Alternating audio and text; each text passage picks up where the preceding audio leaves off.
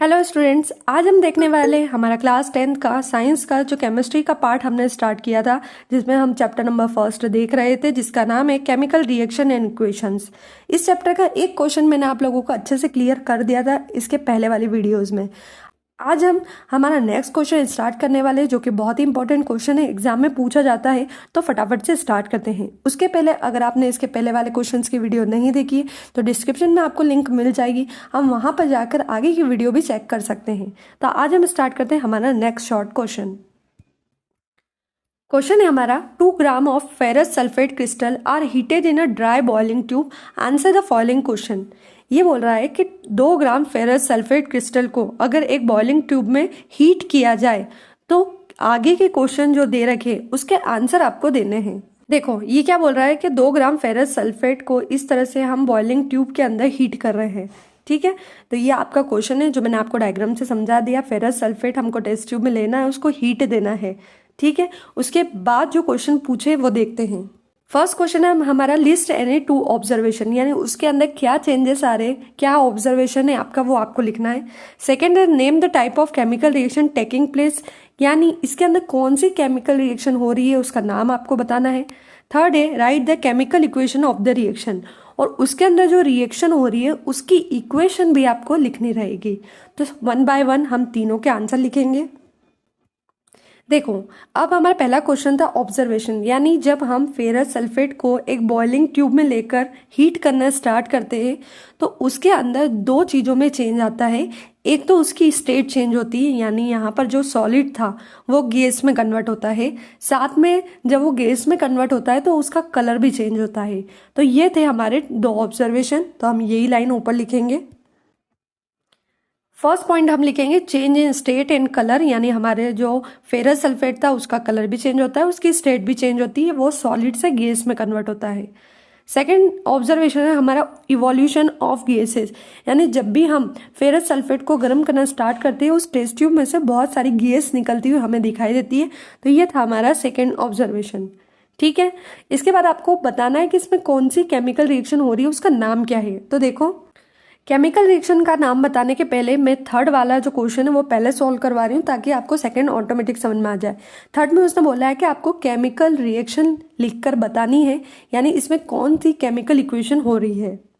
तो देखो हमारे टेस्ट ट्यूब के अंदर क्या था, फेरस सल्फेट, जिसका फॉर्मूला होता है FeSO4। हम उसको क्या कर रहे हैं, गर्म कर रहे हैं, हीट दे रहे हैं, तो ये हीट का सिंबल बना देना है। चाहे तो आप इसकी जगह हीट भी लिख सकते हैं।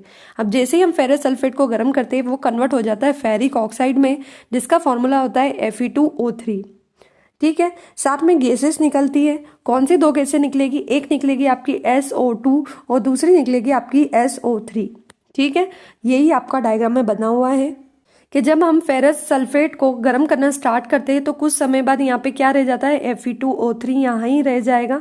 ठीक है, और इसमें से SO2 और SO3 ये दोनों गैसें बाहर निकल जाएगी। ठीक है, अब देखो दोनों साइड की रिएक्शन बैलेंस है या नहीं है, जो मैंने आपको कल वाले क्वेश्चन में बताया था कि बैलेंस कैसे करते हैं।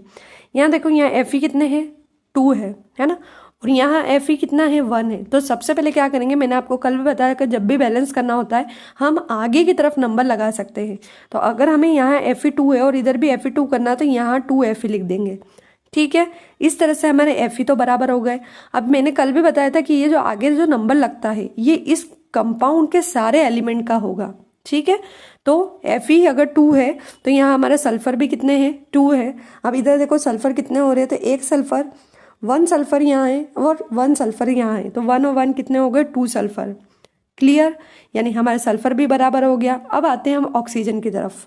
ध्यान रखना ये जो नीचे के नंबर होते हैं ये फॉर्मूले के होते हैं और ये केवल एक ही एलिमेंट के लिए होते हैं। जो हम आगे नंबर लगाते हैं वो सारे एलिमेंट के लिए होता है। ठीक है, जो फॉर्मूले के नीचे नंबर होते हैं वो हम चेंज नहीं कर सकते, वो पर्टिकुलर एक एलिमेंट के लिए ही होता है।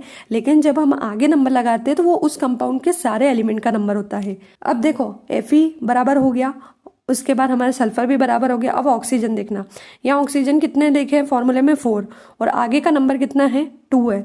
तो यहाँ पर ऑक्सीजन कितने कहलाएंगे, देखना 2 × 4 कितना हो जाएगा, 8। ठीक है, कैसे करा मैंने, आगे जो 2 था वो तो ऑक्सीजन के लिए था ही सही, तो वो मैंने लिख दिया, और नीचे ऑक्सीजन के नीचे कितना लिखा हुआ है, 4 लिखा हुआ है, तो यहाँ लिख देंगे 4। 2 × 4 कितना हो गया, 8। अब इधर आ जाओ, आप यहाँ पर ऑक्सीजन कितने हो रहे हैं वो देखते हैं। तो देखो लेफ्ट में ऑक्सीजन 3 है, प्लस यहाँ पर ऑक्सीजन कितने 2 है, प्लस ऑक्सीजन कितने 3 है, हो गए 8। 3 + 3 6 + 2 8, यानी लेफ्ट और राइट में दोनों में ऑक्सीजन कितने हैं, बराबर है। तो बस आपको क्या करना है, FeSO4 के आगे आप 2 लिख देंगे तो आपकी रिएक्शन क्या हो जाएगी, बैलेंस हो जाएगी। इस तरह से रिएक्शन बैलेंस की जाती है। ठीक है, तो ये तो था हमारा थर्ड वाला क्वेश्चन। सेकंड क्वेश्चन पूछा गया था कि आपकी कौन सी टाइप की केमिकल रिएक्शन हो रही है। तो आपको समझ में आ रहा होगा कि जो रिएक्टेंट है हमारा वो प्रोडक्ट में डीकम्पोज हो रहा है, ब्रेक हो रहा है ना। तो इस टाइप की रिएक्शन जिसमें हमारा जो रिएक्टेंट होता है वो प्रोडक्ट में ब्रेक होता है, डीकम्पोज होता है, उस केमिकल रिएक्शन का क्या नाम होता है, डीकम्पोजिशन रिएक्शन। तो यहाँ हम लिख देंगे डीकम्पोजिशन रिएक्शन। ये था हमारा क्लास 10 का बहुत ही शॉर्ट क्वेश्चन। आई होप आप लोगों को ये टॉपिक अच्छे से क्लियर हो गया होगा।